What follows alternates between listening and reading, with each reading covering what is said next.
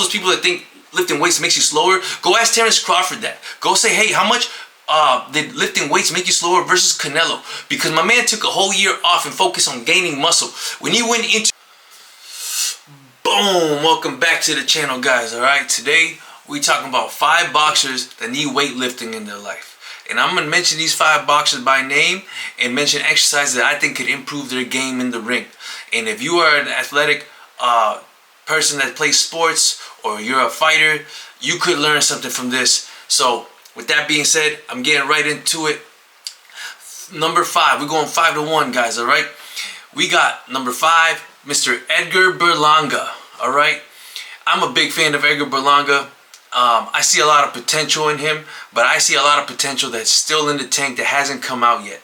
I feel like sometimes he goes in that ring and he doesn't have the exact strategy on how to beat somebody else. I think he has so much confidence in himself that he thinks that he's somehow gonna just will his way and skill his way into a victory without a proper game plan, right? But there's also other departments in that he could improve on. I feel with a person who has actually really good punching power, that he's not as explosive as he could be. If I was his personal trainer, these are the exercises I would do to try to get more explosiveness out of him, and maybe even some core strength to kind of stiffen up some of those punches, specifically his jab. He has a decent jab, but I feel he could just improve that jab quite a bit. Exercises I would give Edgar Berlanga are the barbell squat. I would want to make him stronger overall, and there's no better way of getting stronger overall than the barbell squat. I would do a stance that's not so narrow but not so wide either, high bar, and so maybe like a little bit over shoulder width stance with separation of your feet, and just go down at least to parallel, 90 degrees minimum, maybe lower, not necessary, all right? Get strong at that. Number 2, I would make him more explosive, and I would do high rep burpees. Guys, the burpees will make you more explosive. Your hand speed will go up. So I would have him do, at first, starting like 3 times a week, 50 burpees, and then get them up to 100 burpees. 100 burpees, and then try to do that in under 10 minutes. Do that 3 times a week. Watch how much your hand speed improves. And the third exercise I would recommend for him is heavy kettlebell swings. I love doing Romanian deadlifts, but for his style of fighting, I think he would benefit a lot from heavy kettlebell swings. Heavy kettlebell swings really stabilize your core, the explosive movement for your glutes and your hamstrings. And guys, when you improve your hamstrings and make them more explosive, they'll let you go. All right, the hamstrings are for go. All right, so those are 3 exercises I would give for Edgar Berlanga if I was his personal trainer. Number 4 is Stephen Fulton. Stephen Fulton has had a, really high highs in his career and a couple lows, right? His 2 losses have been fairly bad. He lost to Monster Inoue at 122, went up to 126, and got a nice belt, beat Brandon Figueroa in the rematch. Then he went to 130, didn't make weight, and got completely outclassed by Shaquille Foster, and it was such a one-sided fight that it's tough for him to come back. But you see, you got to be able to get the good out of the bad. What he could do right now is reset his career. Hey, you know what? The things that were working when I was younger just aren't working anymore. I would try to make him a little bit stronger and a little bit more explosive with a stiffer jab, because I feel like if he gets a stiffer jab, he can implement the game plan that he tries to implement, which sometimes it's just kind of a flickering jab. I would make him a little bit stronger, especially in those higher weight classes.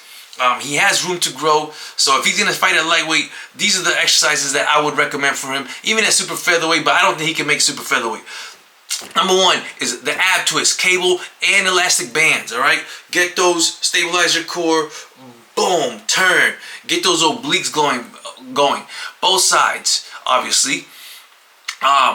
Do it with the cables and with the bands, because with the bands, you just got a different resistance profile towards the top. So now you got a consistent tension with the cables, and then you got the more explosive and like stronger like sticking point at the top with the elastic band. So I would recommend the cable twist. Number 2 would be the medicine ball throw. Sometimes a decent sized medicine ball, you just throw it against the wall, really practice those explosiveness. And I know it's not necessarily hypertrophy training, but guys, benching isn't going to make you more athletic. So if you want to get more explosiveness with your pushing muscles, I would recommend throwing the ball to the wall and even practice it with your left hand. You know what I'm saying? Get that jab stiffened up. So that's what I would recommend for Stephen Fulton. Number 3, the barbell squat. Just overall strength. Not every fighter should be doing barbell squats, but Stephen Fulton will definitely benefit from these. And I also recommend one of my favorite exercises, the Romanian deadlift. It'll make him more athletic, faster on his feet. Guys, the hamstrings are for go. All right, the hamstrings are for go. Romanian deadlifts allows you to put a lot of weight on your posterior chain without hurting yourself. Do it properly. Reps 6 to 8. Those are the 4 exercises I recommend for my man Stephen Fulton if he wants to change up his career a little bit. Number 3, and this one might shock some of you guys, because if you follow him, you've seen that this guy's been lifting weights. I just don't like what he's doing. Again, they could be doing something in the background that I don't know. But number 3 is Andy Ruiz Jr. I've seen him do a couple things with the weights. You know, I've seen him do like the 21s, the old school training where you go like halfway up and then you do like 7 reps of those, and you go up and you bring it down halfway, and then you do 7 of those, then you go full range of motion. Guys, that is a dumb exercise. It's a dumb exercise. It does nothing. Just do bicep curls. And if that's what your personal trainer has doing, man, yo, where the money at, man? Because that dude does not know what he's doing. But maybe he has other things. Again, I seen him do squats on a Bosu ball.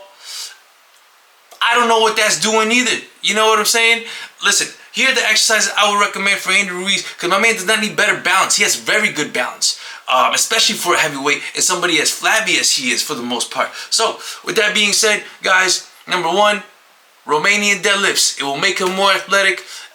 It'll probably make him stronger in a position that he's not really used to, and he's already strong upper body wise. The Romanian deadlift will allow him to bully his opponents even more. One of the reasons I think Jarrell Miller was even in that fight with Andy Ruiz, I think Andy Ruiz is better than him, but I think it was like a bullying match, and Jarrell Miller is a very strong individual. So I think Andy Ruiz should be doing Romanian deadlifts. Number 2, I know a lot of people like the barbell squats. I don't know how much it would benefit him in this point of his career.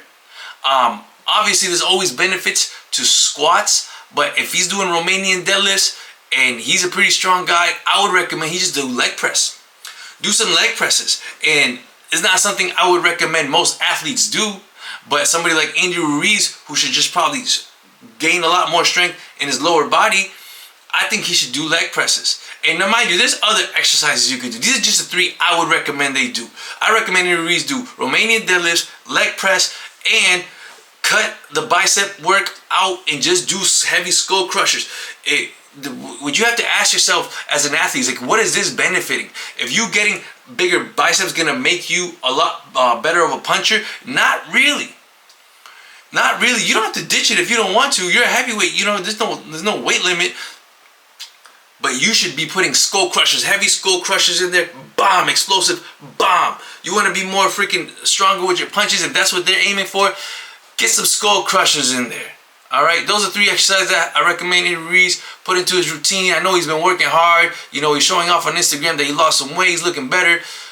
But at the end of the day, you're a little flabby, man. You should take advantage of that flab and get yourself some nice muscle in your posterior chain and get yourself some bigger triceps instead of biceps, bro.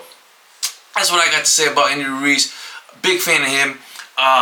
Number 2 is Jesse Bam Bam Rodriguez. Now this guy is almost a complete fighter. But the reason why I would recommend him lift weights is because it's only a matter of time till the public pushes him to fight the Monster Inoue. And you don't want to give the Monster Inoue any advantage, because he already has so many. If you're going to fight the Monster Inoue, you better be ready with your strength. I would recommend a full body program for him. Just try to get bigger overall. But I'm not going to give him a full body program here. What I want you guys to analyze is what would benefit him the most right now. I think he would benefit a lot from getting stronger legs.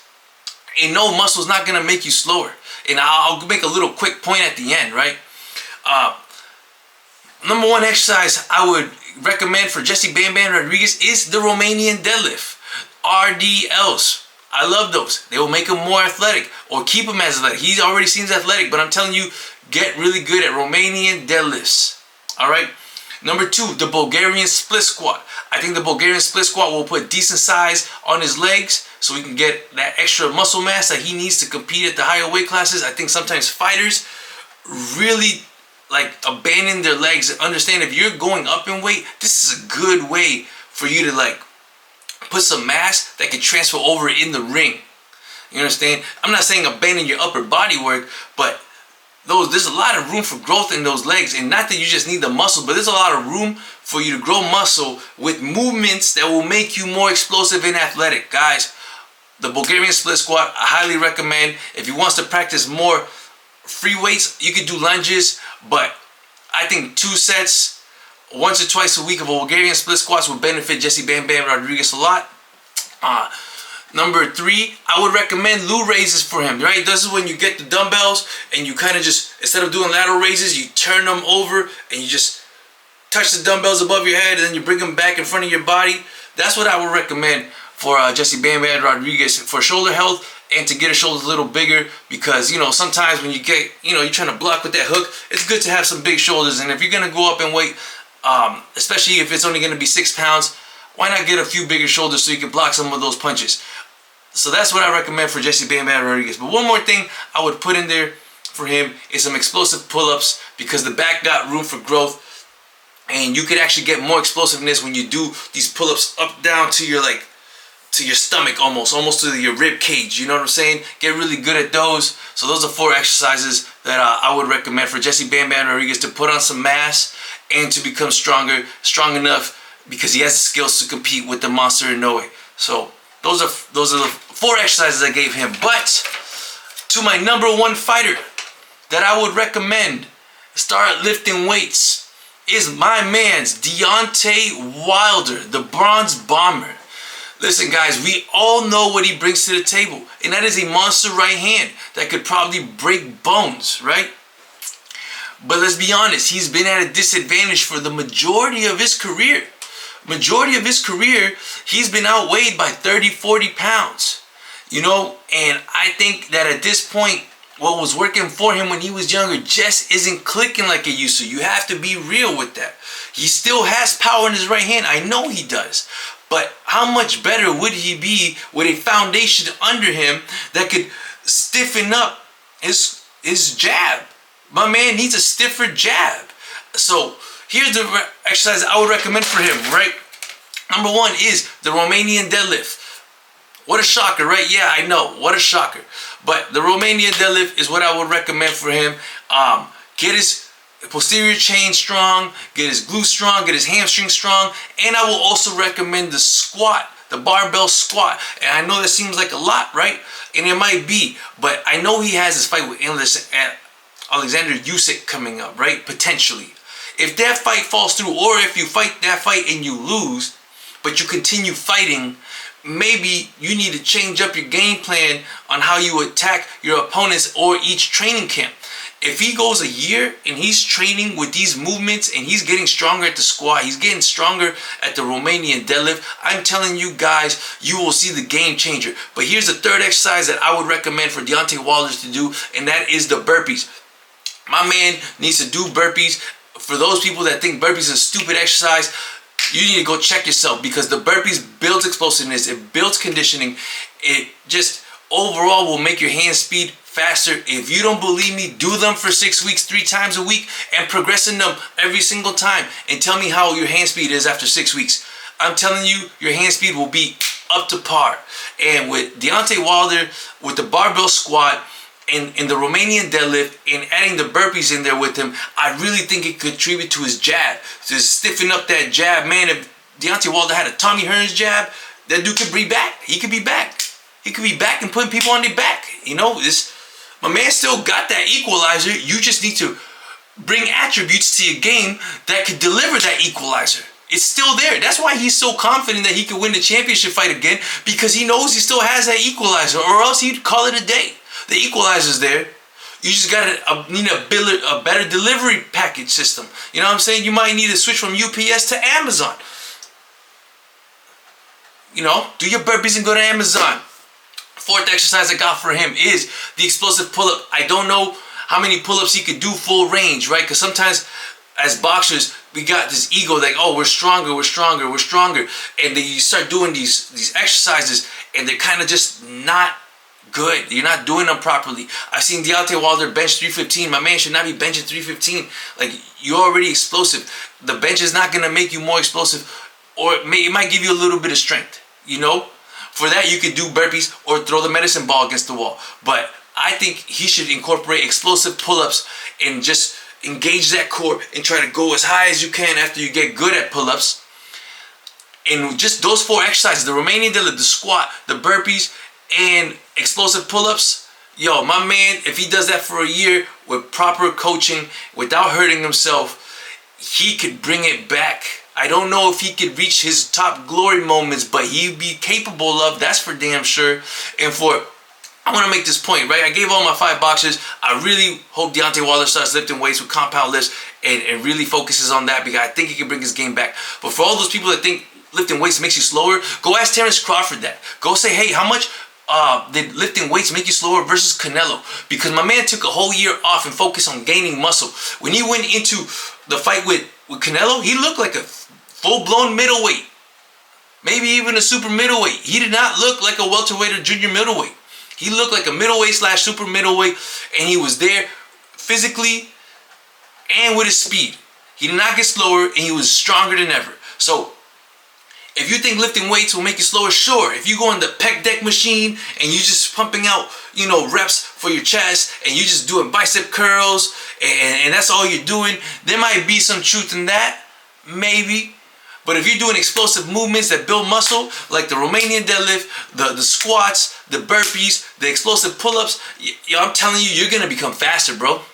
You're going to become faster. You're going to unlock more potential that you have. With that being said, guys, subscribe to the channel, all right? We talk fitness over here. So, you know, if you disagree with any of these, or if I leave a boxer out, or you feel like there's another exercise that can contribute, leave it in the comments, all right? Till next time.